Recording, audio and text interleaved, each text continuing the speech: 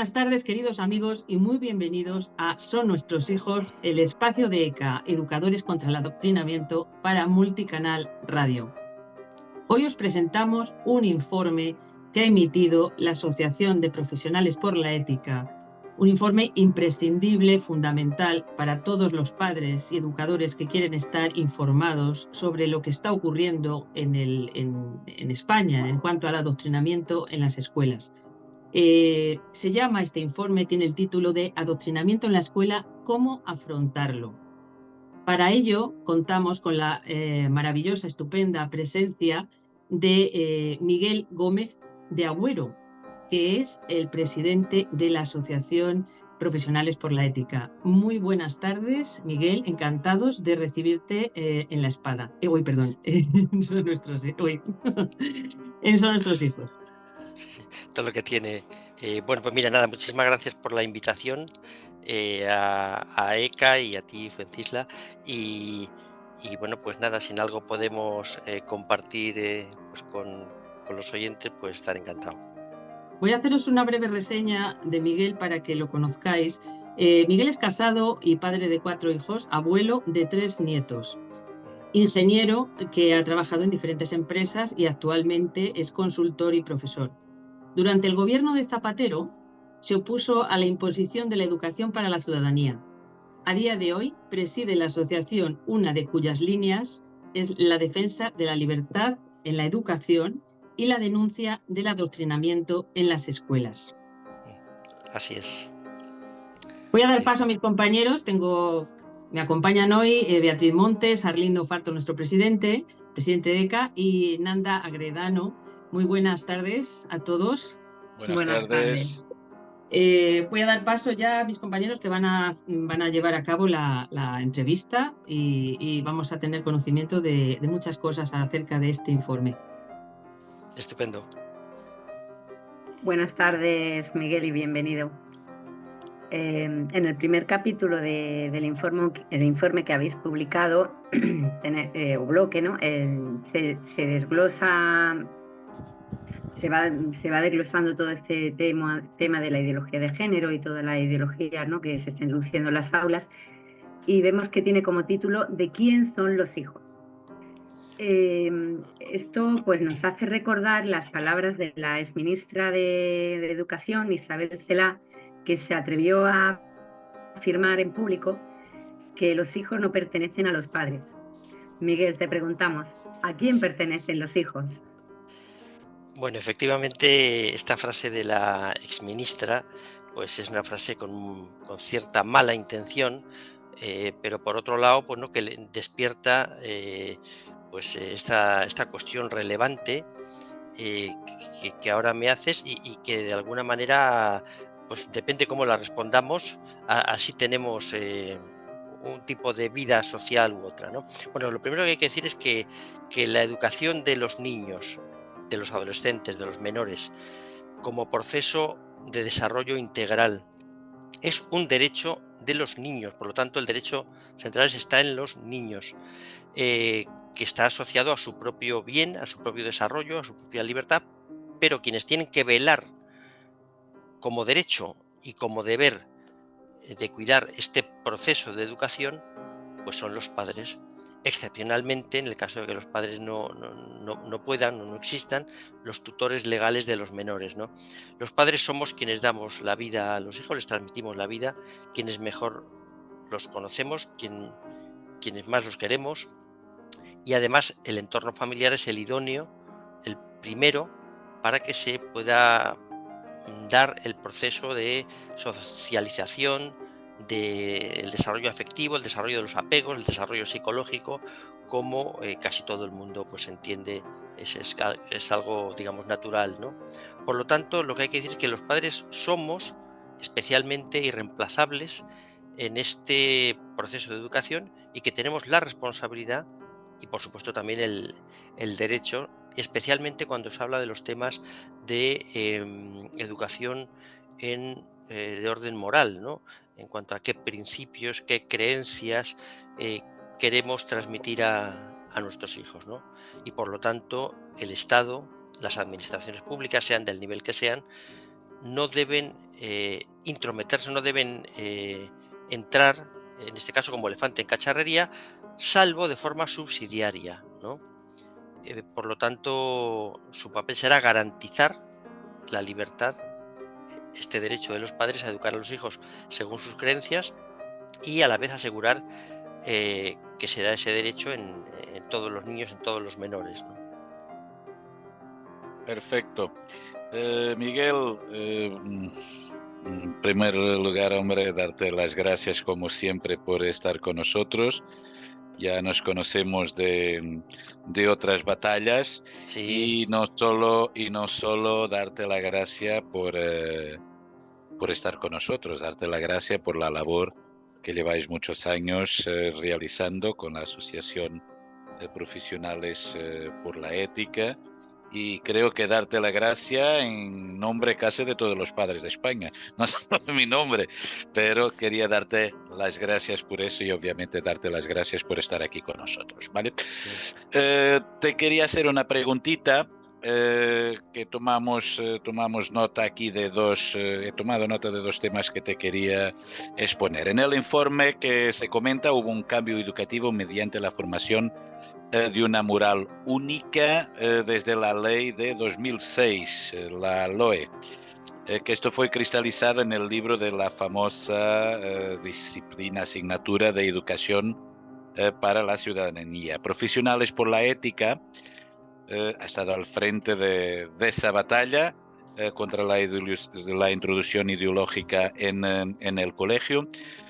¿Podrías explicarnos cómo terminó este asunto y que de alguna forma puedas exponer brevemente los 10 puntos que se recogen, que están directamente relacionados con el tema del adoctrinamiento? Estupendo, pues sí, Arlindo.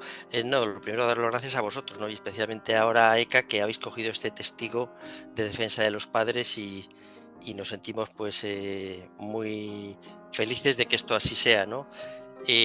Bueno, me gustaría, si te parece, lindo, hacer un pequeño recuerdo histórico, sobre todo por la cantidad de aprendizajes que en aquel momento tuvimos, ¿no? Lo primero que me gustaría compartir es que José Luis Rodríguez Zapatero llega al gobierno en el año 2004, y una de sus primeras iniciativas, como suele ocurrir con estos gobiernos de izquierdas, es una nueva ley educativa, que fue la LOE.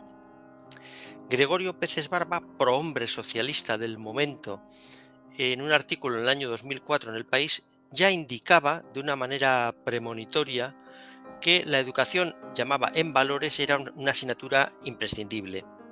Y venía a decir en ese artículo en El País que si el gobierno de José Luis Rodríguez Zapatero conseguía introducir una asignatura de educación en valores, solo con esa iniciativa habría justificado su legislatura. Es decir, la importancia que en este proyecto ideológico tenía el educar, y pongo comillas, ciudadanos responsables, ¿no? Bueno, aquí la gran cuestión, lógicamente, como podéis imaginar, es, bueno, si esta asignatura se limitaba a educar ciudadanos responsables en función, pues la Constitución, derechos humanos, o si más bien era una asignatura que pretendía formar la conciencia moral basada en un determinado modelo de persona, ¿no? Y enseguida se vio que la intención pues era adoctrinadora, y se vio, pues por supuesto, en los decretos que desarrollaban los contenidos, y posteriormente pues en todo el desarrollo, también en los libros, ¿no? De hecho, esta asignatura era la novedad más grande que incorporaba la LOE en el 2006, y se hablaba de un espacio de reflexión para promover la ciudadanía democrática, ¿no? Eran 4 asignaturas obligatorias, evaluables y computables para toda clase de centros, desde los 10 a los 18 años. Por lo tanto, trataba de recorrer todo el espacio de la escuela para asegurar que de alguna manera, en diferentes momentos y con diferentes a veces títulos o contenidos, pues se aseguraba el que los niños desde los 10 años a los 18 habían pasado por este tamiz, ¿no? Bueno, esto generó en su momento, de alguna manera, y sí tuvo un cierto protagonismo, no lo puedo obviar, pero junto con otras muchas personas y asociaciones, recuerdo también el Foro de la Familia, pues se inició una batalla larga donde se planteó que los padres objetaran en conciencia esta asignatura, de tal forma que los padres sacábamos a los niños de las aulas durante el desarrollo de esta asignatura y solicitábamos que fueran atendidos en un aula independiente, pero que no pasaran por estas clases, ¿no? Esto fue como imaginaréis, pues un elemento, bueno, difícil de gestionar. No era, bueno, los padres con los hijos pues, son enormemente escrupulosos, cuidadosos, y llegar a tomar este tipo de decisión, pues como imaginaréis, no fue fácil, ¿no? Se crearon plataformas, una batalla mediática, también una batalla jurídica. Esta batalla duró pues desde 2006 al 2010 aproximadamente. Hay que decir que hubo muchísimas sentencias favorables a los padres objetores en tribunales superiores de justicia de Andalucía, de Asturias, de Madrid, de Valencia, o sea, en muchísimos tribunales, y en última instancia el Tribunal Supremo en 2009, el Pleno de lo Contencioso Administrativo, decidió no reconocer el derecho a la objeción y bueno, pues tras una deliberación compleja de 3 días enteros y con 10 votos particulares sobre los 29 jueces que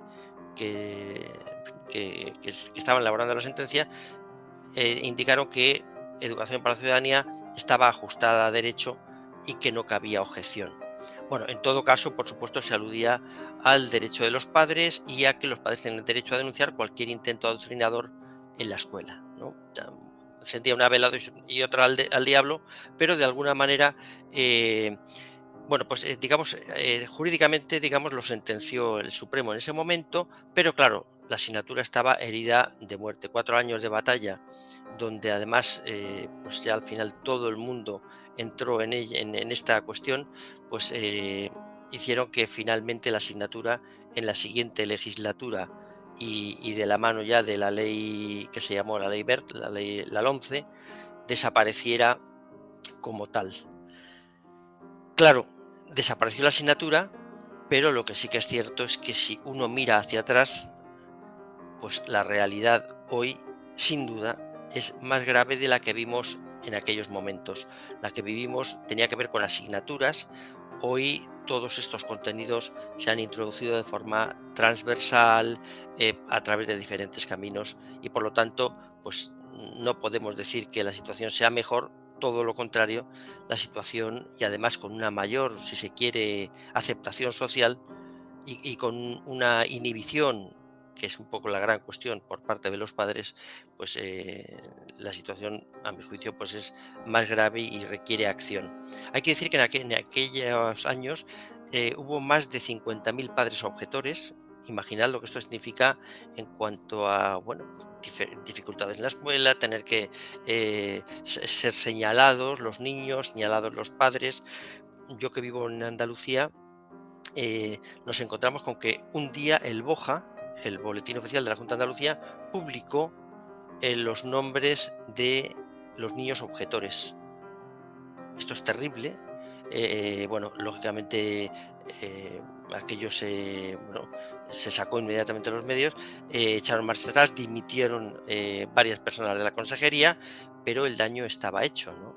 O sea, se había publicado el nombre de niños en el BOJA por el hecho de que sus padres habían decidido que no participaran de las clases, ¿no?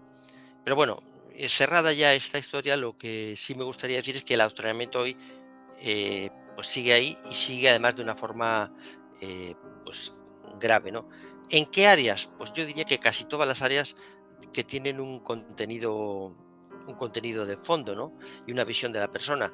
Por supuesto, el ámbito de lo afectivo sexual, bajo el paradigma de los famosos derechos sexuales y reproductivos, toda la inclusión de la ideología de género, del feminismo radical, el relativismo moral y el laicismo, la proclamación de la diosa naturaleza y el alarmismo climático, todos los planteamientos apátridas y de ciudadanía global, a veces es la manipulación política, el nacionalismo que aparece en las aulas y en los libros, la memoria democrática, con un reescribir en nuestro pasado histórico, la imposición de la lengua, especialmente en comunidades donde tiene peso los partidos nacionalistas, y pues yo diría que como colofón y un poquito englobándolo todo, pues esta llamada Agenda 2030, que pues bajo una serie de objetivos y principios que, bueno, en los que todos podríamos estar de acuerdo, porque así pasaba también con Educación para la Ciudadanía, con una lectura superficial, pues todo parecía pues bonomía y sentido común. Bueno, pues bajo estos objetivos y directrices y directivas, lo que aparece son una visión absolutamente sesgada de la persona humana, de su sexualidad, de las relaciones entre hombres y mujeres, de la familia, de las relaciones sociales, etcétera, ¿no? Por lo tanto, los rostros del adoctrinamiento hoy, pues son amplios, son, yo diría que más amplios, y responden pues a un modelo que se ha pretendido o que se pretende imponer a nivel global y específicamente en España con gran virulencia. Gracias, Miguel.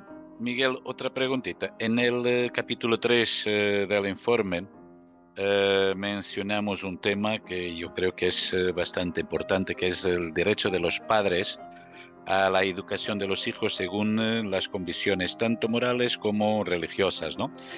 Esto, bueno, pues hay varios artículos internacionales que defienden esa postura, como puede ser la Declaración Universal de Derechos Humanos, el Pacto Internacional de Derechos Económicos Sociales, la Carta de los Derechos Fundamentales de la Unión Europea, y creo que más importante que eso, que es el artículo 24 de la Constitución española. Dado el carácter intervencionista en temas educativos del Estado, ¿por qué no se respetan estos derechos? O sea, ¿qué se pretende? Ya. Bueno, hacerte una pequeña matización es el artículo 27 y Perdón, específicamente el 27, sí. 27.3 de la 27. Constitución. El 27 se refiere todo él a la educación y el 27.3 es el que explícitamente indica que los poderes públicos garantizarán el derecho que asiste a los padres para que sus hijos reciban la formación religiosa y moral que esté de acuerdo con sus propias convicciones. Por lo tanto, ese artículo pues está dejando perfectamente claro dónde está el límite del Estado, del poder del Estado, y a la vez no solamente dónde no debe entrar, sino todo lo contrario, que debe garantizar. O sea, el papel del Estado en este caso es garantizar, digo el Estado, también las comunidades autónomas, en fin, cualquier entidad, digamos, de orden de la administración, pues debería tratar de asegurar este derecho de los padres. Por lo tanto, siendo esto tan claro, y siendo tan claro, pues como bien has dicho, en muchos documentos de orden internacional, ¿cómo es que esto ocurre? Bueno, pues lo primero ocurre porque hay una intención, una intencionalidad clara de ingeniería, de dominio social.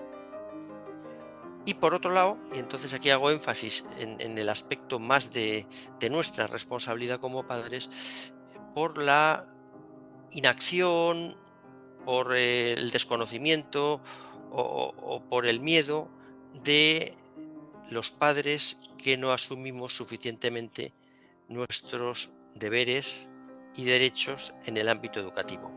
Entonces, bueno, pues ¿por qué no se respetan? Pues porque hay un orden supranacional que impone una serie de bienes que no se pueden discutir, inclusividad, salud sexual y reproductiva, sostenibilidad, bajo determinados títulos, ¿no? Se esconden, bajo los nuevos derechos, ¿no? Se esconden elementos, digamos, antropológicos que van en contra de la concepción natural de lo que es la persona humana, de lo que es la sexualidad, de lo que es la familia, etcétera, ¿no? Bueno, aquí a veces hay organismos, digamos, oficiales internacionales, ONU, muchas de sus agencias, a veces son lobbies y grupos de presión, como los LGTBI, a veces son fundaciones, pues como la Open Society de Soros o tantas fundaciones de Gates o personajes de este estilo que se han convertido en estos pues nuevos mecenas, ¿no? de esta nueva visión humana o poshumana y bueno, pues hay intereses, a veces económicos y a veces de puro poder, de puro dominio, de puro pues sentir que son dioses gobernando una nueva humanidad, ¿no? Hay que decir que la ley del año 2020, la LOMLOE, la ley CELA, de la que hablábamos al principio de este diálogo, pues vuelve a llamar, digamos, a otra vez a todo este batiburrillo de principios democráticos, de nuevos derechos, etcétera, ¿no? Y de tal manera que estas leyes están al servicio de una nueva visión de la persona y por lo tanto, pues lo que el Estado está buscando es pues un ciudadano dócil, aislado, con una visión única de la vida, obediente a los poderes del Estado, desapegado de la familia, vulnerable en última instancia. Hola Miguel, buenas tardes y Buenas tardes. muchísimas gracias por participar también con nosotros en este diálogo que bien dice. Vamos por orden en el informe y la pregunta que yo quería hacer, aunque ya la has adelantado a responder a Lindo en la anterior pregunta, es precisamente que hay una obsesión evidente por estos últimos gobiernos de izquierda por intervenir en la educación de nuestros hijos y adoctrinarlos. Ya nos has adelantado antes que a raíz de las leyes educativas y en concreto de esta LOMLOE había una intervención especial por parte del gobierno pues, en introducir ideología sexual, cambiarle a nuestros hijos la memoria y cambiarle la historia, influir en la lengua, enajenarlos de sentimientos de amor a la patria, de amor a lo que nos une. Quieren influir más en todo lo que nos separa que en aquello que nos une.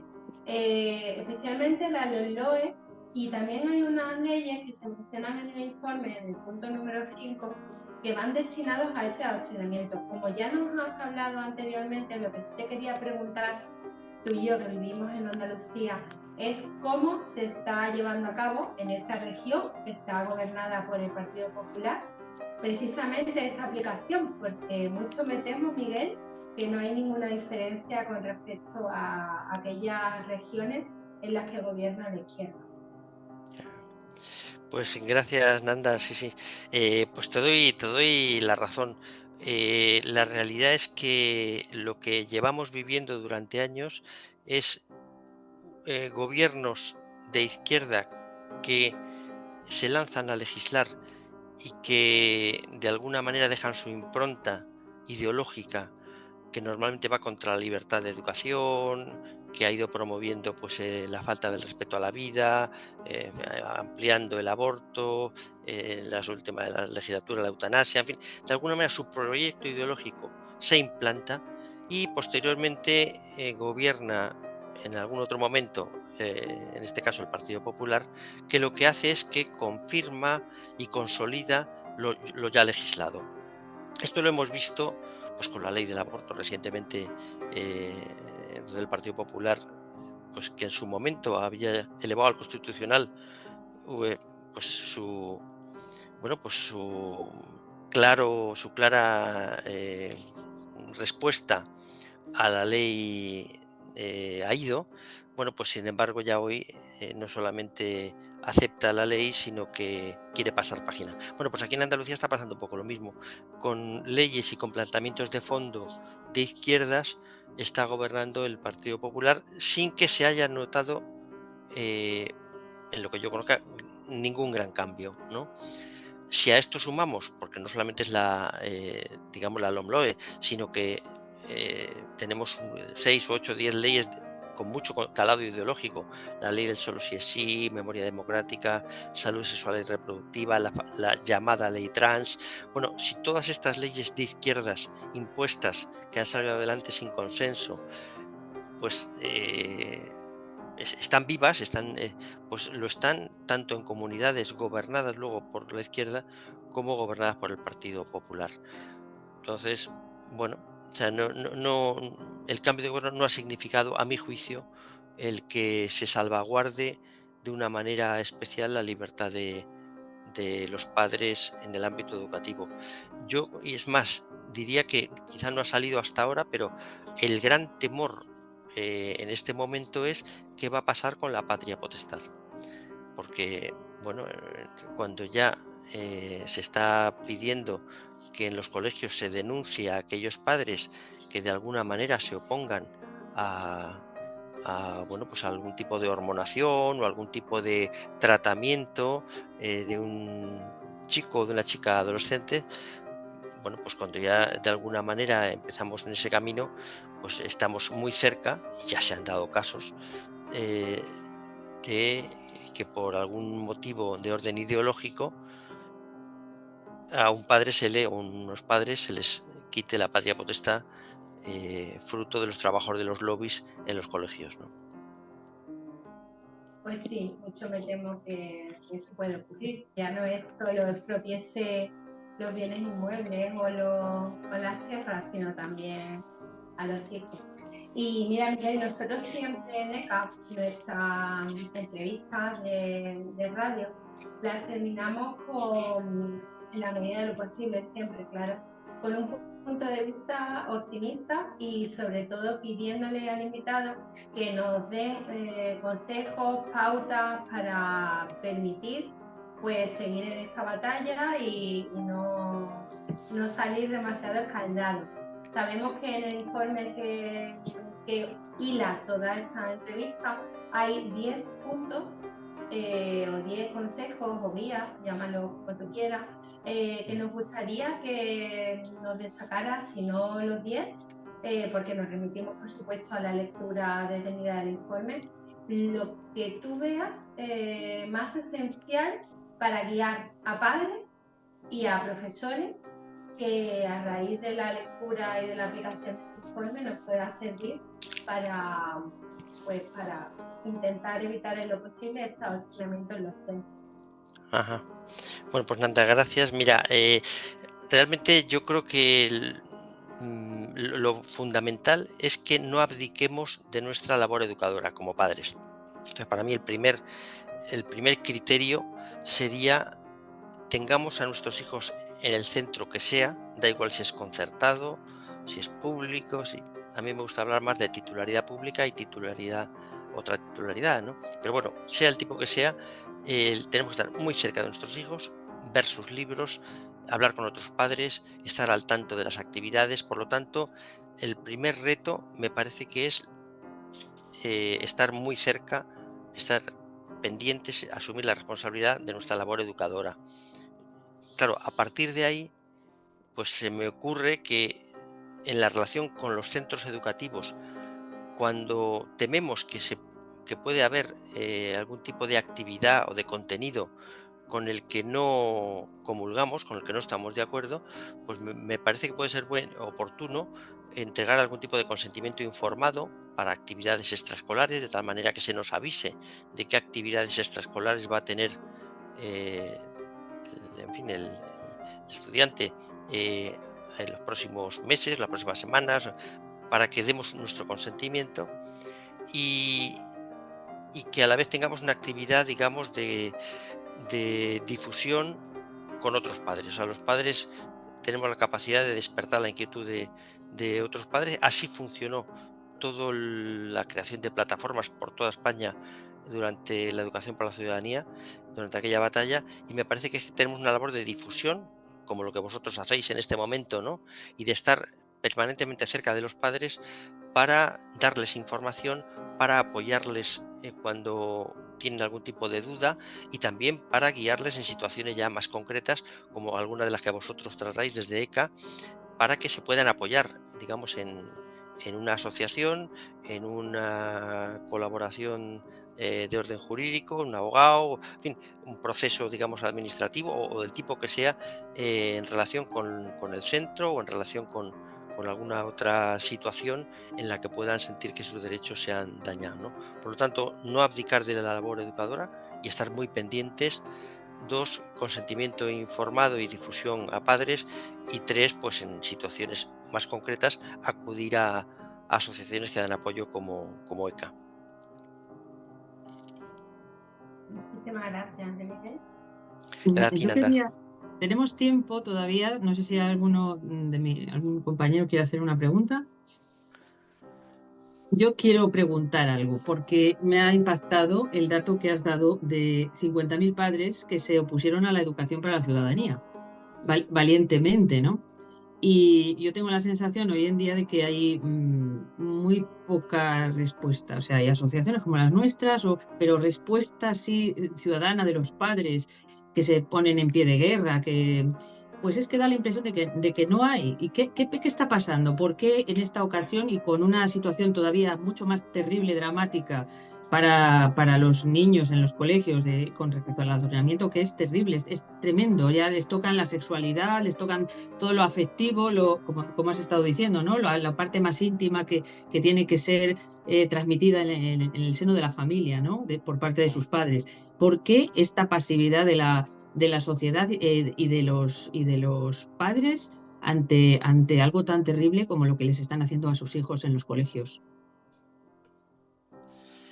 Bueno, realmente estamos adormecidos y esto es una realidad que, bueno, pues el pequeño día a día y los tópicos y, bueno, pues al final la corrección política y todo esto pues acaba por limitar nuestra capacidad a veces de entender lo que está pasando o nuestra capacidad de reaccionar, ¿no?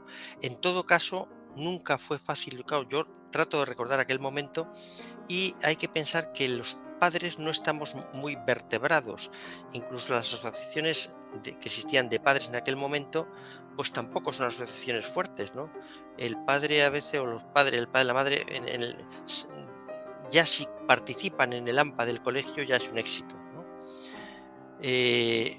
Por lo tanto, lo primero que habría que apelar es a apelar a una participación y a una mayor conciencia de las cosas. Y desde el punto de vista de aquellos que, bueno, somos más inquietos y queremos de alguna manera pues no dejar pasar la ocasión y prestar batalla, pues me parece que la clave es difundir permanentemente los casos estos, bueno, pues más flagrantes, más visibles, para crear conciencia social.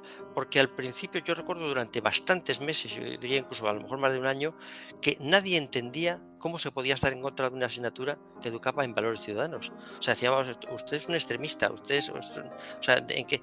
Y hasta que no se visibilizaban los cómics, las viñetas, los dibujos, las frases que aparecían en los libros y este tipo de cosas, la gente no fue consciente.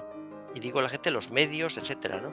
Por lo tanto, creo que hay un tema de difusión y visibilización en el cual vosotros trabajáis además mucho y muy bien, en el que tenemos que seguir apostando. Y en un momento dado, quizás un partido político lo coge como bandera, y luego otro, y luego un medio de comunicación, y luego, pero me parece que no podemos rendirnos, vamos, que aquí esto va de no ser ingenuos y a la vez ser lo suficientemente, bueno, audaces como plantear batalla, ¿no? Bueno, a mí me gustaría, sí, por Sí, supuesto, hay que plantar batalla y los padres tienen en sus manos salvar a sus hijos de lo que les están haciendo, por supuesto. Eh, pero yo quería preguntar algo que se me ha ido. Sí, quería pedirte, por favor, Miguel, tú conocerás casos donde se ha conseguido vencer en esta batalla, un padre ha conseguido vencer, ha conseguido casos concretos para dar ánimos, para dar un ejemplo positivo de un padre, de una familia que ha luchado por defender a su hijo del adoctrinamiento y han salido victoriosos. Eso me gustaría para que los que nos escuchen tengan una sensación de que se puede y que, bueno, que no han perdido la patria potestad, porque sí, es verdad que hoy el día el peligro, el miedo es a perder la patria potestad, y yo me lo he encontrado en mi profesión, pero Pero ¿qué casos conoces tú de alguien que ha conseguido vencer en esta lucha? Bueno, hay un caso que salió en los medios y además yo creo que una persona que también yo creo que ha participado en alguna ocasión en alguna de estas diálogos de Gabriel Araujo en un centro educativo en Madrid con sus hijos, donde bueno pues se retiraron una serie de materiales fruto de su trabajo como bueno pues como padre que denunció la situación del colegio, ¿no? Pero bueno, vamos, llegando digamos, a cosas, al pequeño día a día, vamos, yo conozco el caso de varios padres aquí en institutos públicos, en centros públicos de la comunidad andaluza de Sevilla, donde, bueno, pues una conversación con el profesor o con la profesora, la insistencia, la entrega del documento bueno, pues todo esto va creando cultura y va dando su fruto y va generando que otros padres, pues ante una situación parecida, hagan lo mismo. Ya digo, a veces son casos más discretos, que no son tan conocidos, pero donde los padres están defendiendo su derecho y son casos muy edificantes, ¿no? Pues sí, además tenemos el recuerdo de lo que nos contó Araujo aquí, cómo había defendido a su hijo, es verdad, es cierto, es un caso maravilloso y bueno, y salió bien parado, no fue terrible, no hubo unas consecuencias terribles, ¿no? Eso debería ser de ejemplo para muchos padres. Yo no sé si mis Eh, compañeros quieren hacer alguna pregunta, ¿tienen alguna Yo duda? sí quería comentar, porque Miguel estaba echando un vistazo a la página web de Profesionales por la Ética y hay un apartado que pone documentación. Y he visto que tenéis bastante información.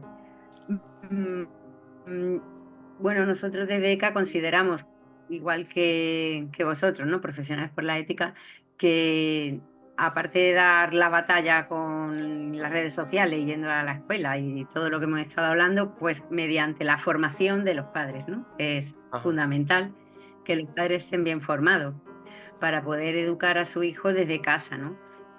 Entonces, bueno, pues quería comentar, ¿no? El tema este de que tenéis bastantes informes y documentación, enlaces que tratan, pues, prácticamente todos los temas que encontramos en los que están adoctrinando a los niños, pues la destrucción de la familia, lo que es el amor mediante una visión distorsionada de lo que es el amor y la sexualidad humana, o datos sobre, bueno, pues cómo poder proteger a los menores, un poco, ¿no? La Agenda 2030, ¿no? Que tiene que ver con todo esto. Pues si querías comentar un poquito estos documentos que tenemos ahí al alcance en vuestra página web. Bueno, pues gracias, Beatriz. Bueno, pues sí, el ámbito educativo es un ámbito que hemos tratado ya bueno, desde hace ya muchos años. Ahora estamos trabajando también el tema de protección del menor en relación con, sobre todo con lo que es la pornografía y el daño que está haciendo en los menores.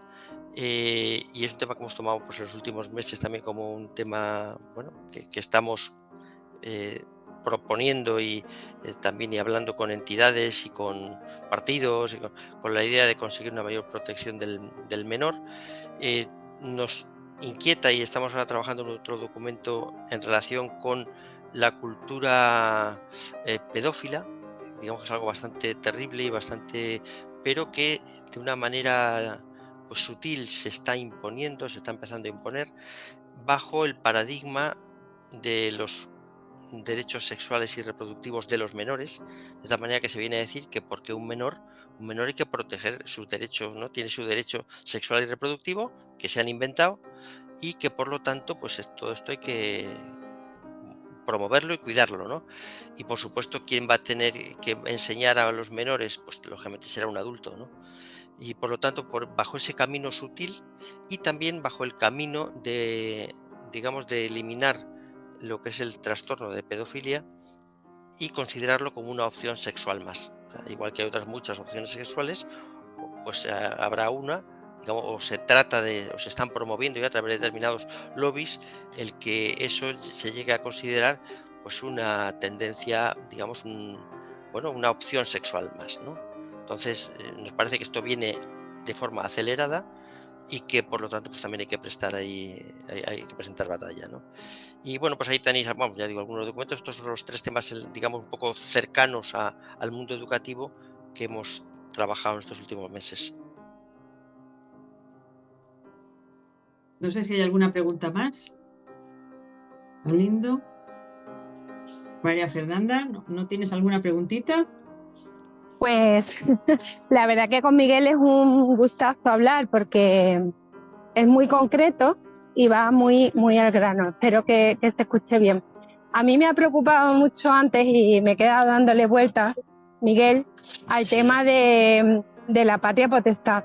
Es cierto que los motivos que establece nuestra legislación para perder la patria potestad son, por el momento, muy tasados y ante supuestos muy, muy graves.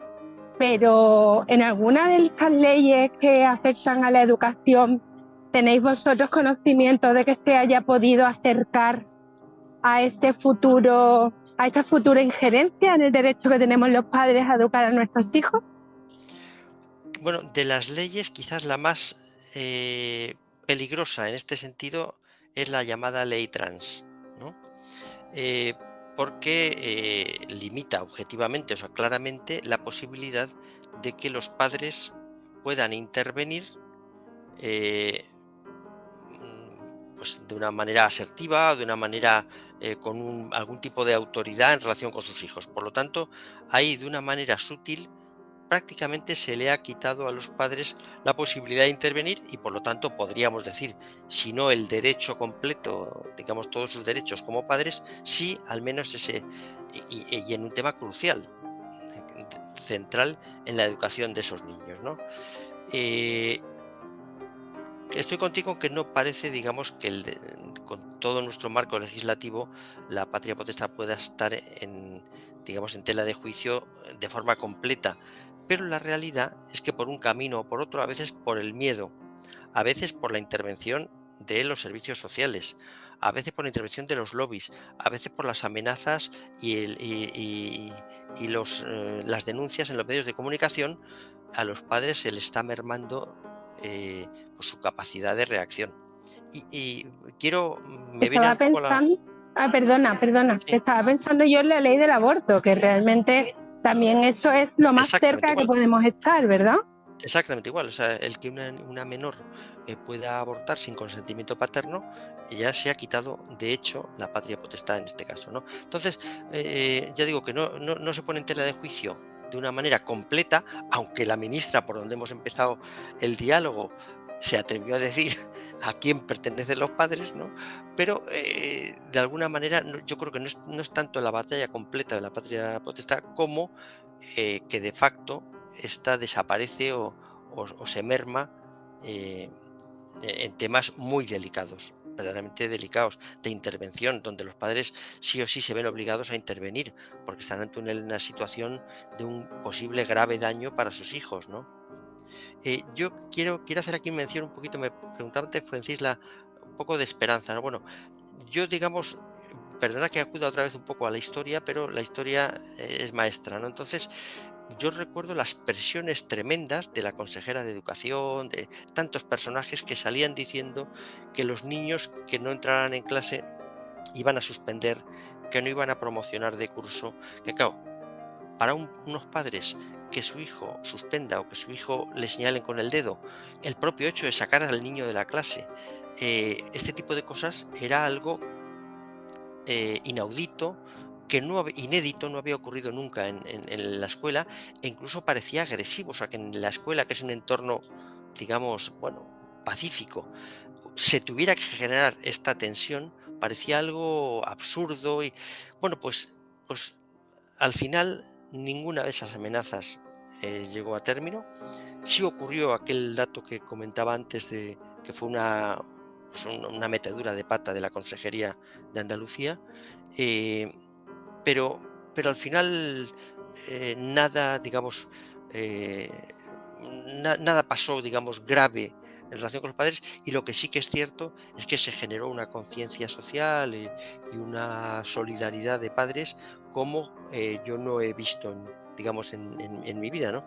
Y por lo tanto, hay un bien intangible extraordinario, más allá de que luego por otros caminos educación para la ciudadanía desapareciera, ¿no?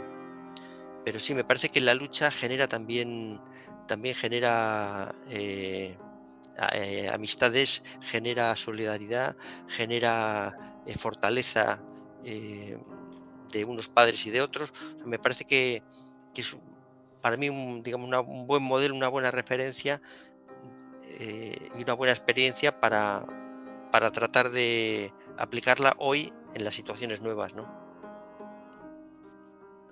Pues sí, ojalá se generara o fuéramos capaces de generar esa conciencia social y esa solidaridad entre los padres para que unidos, porque la unión hace la fuerza y no van a poder con todos los padres que se oponen, que realmente se oponen muchos padres, pero no dan ese paso al frente y ojalá se sintieran respaldados y apoyados también por asociaciones como las nuestras, ¿no?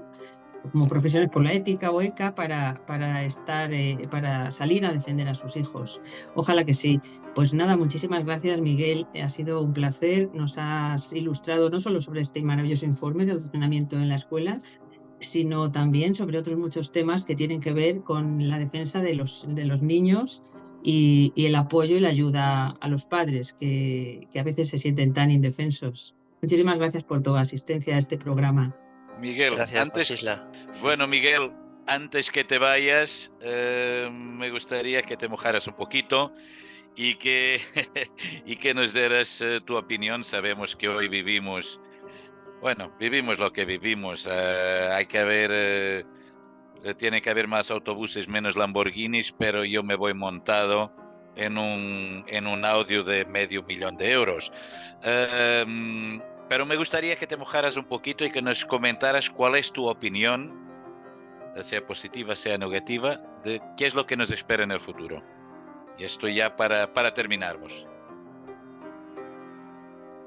Bueno, más o menos, digamos, algunas de estas cuestiones han aparecido en el diálogo, ¿no? O sea, me parece que nos espera un planteamiento globalista cada vez más intenso y por lo tanto el trabajo es de rescatar, de promover, de dar a conocer nuestra identidad. Y en este sentido, un trabajo bonito que a lo mejor mi generación no ha cuidado, pero las generaciones actuales van a tener que cuidar. No sé si me estoy explicando, pero me parece que tenemos que entender mejor nuestra historia, de dónde venimos, cuáles son nuestras, pues nuestras señas de identidad nacionales, porque si no, este globalismo nos acabará convirtiendo a todos en rostros sin rostro, ¿no? Valga la expresión. Creo que nos espera también un planteamiento cada vez más totalitario desde el punto de vista de la intromisión del Estado en los derechos de los ciudadanos, da igual si es la libertad de expresión, ahora con los delitos de odio estos, ¿no? Que ya hay una comisión creada en el Congreso, ¿no? En la libertad de expresión, por supuesto, la libertad de conciencia. Pensemos en los médicos, pensemos en las nuevas tecnologías que vienen, digamos, en el ámbito de la biología, etcétera. O sea, hay mundos que se nos abren técnicamente complejos, pero éticamente también muy, difíciles, complejos, ¿no? Desde el ámbito político, pues ya lo estamos viendo, ¿no? Persecución al disidente, diferentes varas de medir. Este totalitarismo invade también la justicia, no solo en Venezuela, aquí en España lo estamos viviendo también. Y, o sea, por lo tanto, nos tenemos que hacer, digamos,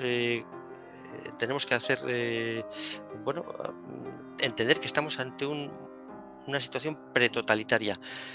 Habéis hablado al principio, me preguntabais por un libro y me viene ahora a la cabeza a raíz de la pregunta de Arlindo, que es el libro de Vivir sin mentiras, de Rod Dreher. Vivir sin mentiras de Rod Dreher refleja, es un libro actual de hace 3 o 4 años, pero refleja, digamos, todo lo que fue la vivencia en los países de la Europa del Este, y lo que él viene a decir es que la situación de Occidente hoy es muy similar a lo que se vivió en aquellos países del Este, reconocido y dicho por personajes que perviven, que todavía viven y que vivieron aquel totalitarismo.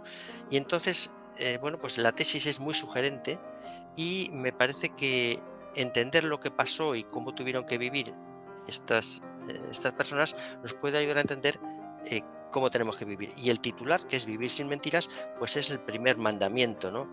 O sea, ¿cómo afrontar esta realidad?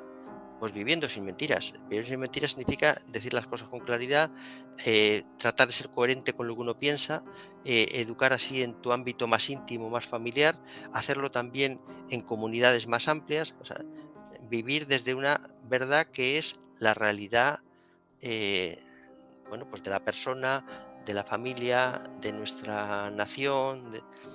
Entonces, bueno, pues no sé si bueno, estas ideas pueden iluminar, pero me parece que sí, el libro es un libro que ilumina y que nos hace ver que estamos en un estado pretotalitario y por lo tanto que tenemos que empezar a tomar ciertas precauciones y ciertos cuidados si no queremos sucumbir en el sentido de despersonalizarnos y acabar como pequeños esclavillos del sistema, ¿no? Me Muy bien, consta, muchas me gracias, consta. Miguel. Muchas No, que gracias. y quería desde- comentar que me consta que el libro es muy bueno porque me lo leí hace unos años y lo recomiendo yo también.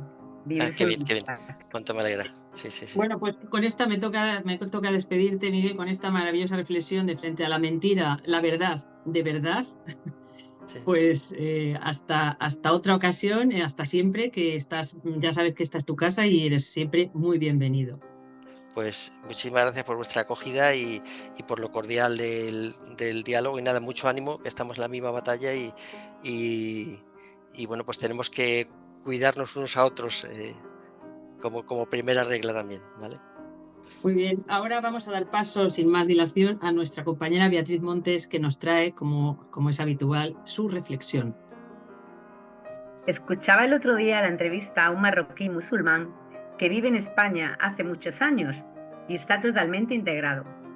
Entre muchas otras cuestiones, comentaba en relación a los motivos de la pérdida de valores de la sociedad, cómo la educación se ha ido degradando. Y afirmaba que en Marruecos se hacen memes de los colegios españoles. Mientras allí se dan matemáticas, aquí se les habla a los alumnos de penes, chichis y demás. Patético. En junio del año pasado tuvimos también la noticia de que un grupo de padres musulmanes en Estados Unidos, pertenecientes al Family Rights for Religion Freedom, se organizaron para rebelarse contra la educación depravada que recibían sus hijos mediante la que les enseñaban la homosexualidad y el transexualismo. Traigo estas noticias a relucir para resaltar un hecho que es más que evidente.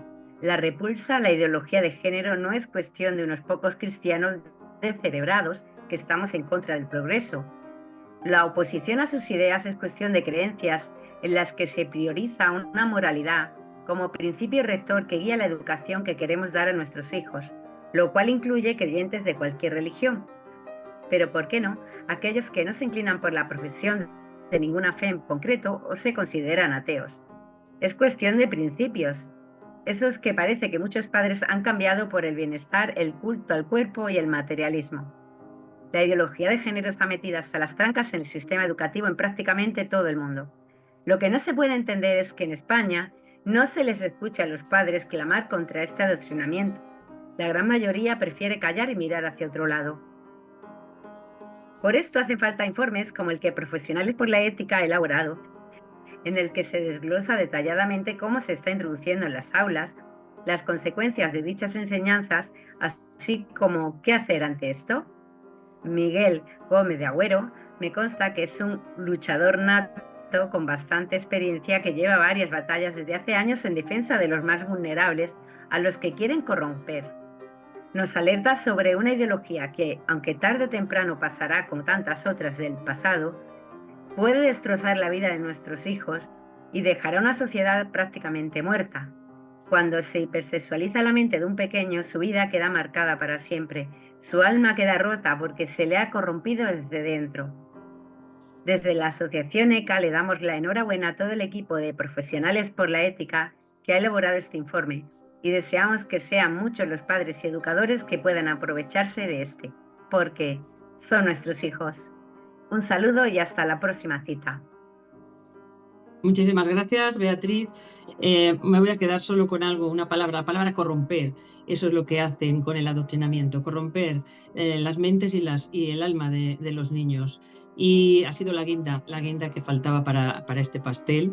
Y ahora vamos a dar los teléfonos de contacto, el email, para que si queréis comunicar algún caso de adoctrinamiento y solicitar nuestra ayuda o queréis uniros a nosotros, pues que ahí tenéis o transmitiros alguna información, algo que os interese hablar o queréis directamente hablar con nosotros porque algo os preocupa del adoctrinamiento. Os voy a dar nuestros teléfonos de contacto al WhatsApp, solo WhatsApp, nada más, 611-09-8836, correo electrónico contra el adoctrinamiento @gmail.com. Si queréis en redes seguirnos, podéis hacerlo en X, Instagram, Telegram, etcétera. Para más información y libros, la web de ECA es www.eca-e.es.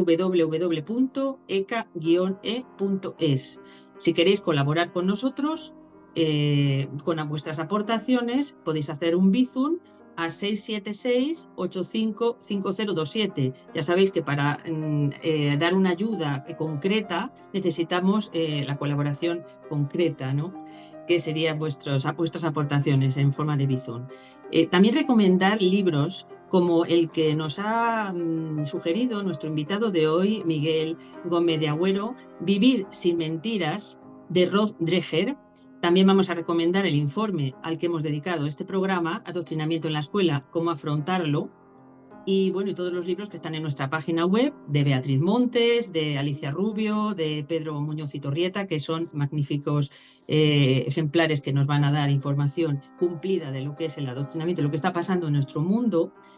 Y nada más, solo nos queda después de este magnífico programa despedirnos de todos vosotros, agradeciéndoos vuestra amable atención. Hasta el próximo miércoles, que estaremos fieles a la cita a las 4 de la tarde aquí en Multicanal Radio. Y nada más, y como siempre os decimos, dejad en paz a los niños.